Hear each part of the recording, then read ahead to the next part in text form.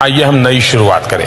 पाकिस्तान में समस्या ये मैं अनुभव से, मेरा अकेले का अनुभव नहीं है, दुनिया के देशों का अनुभव है। मैंने दुनिया के कई देश के महापुरुषों से बात की है, गल्फ कंट्रीज के, अरब राष्ट्रों के सभी नेताओं से मैंने बात की है।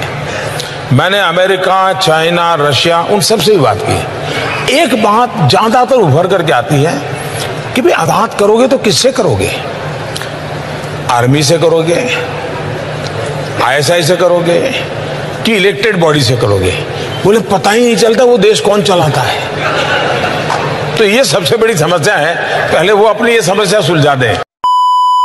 हमारा मुल्क जो है निज़ाम मुल्की चला रहा है, वो बाजवा है।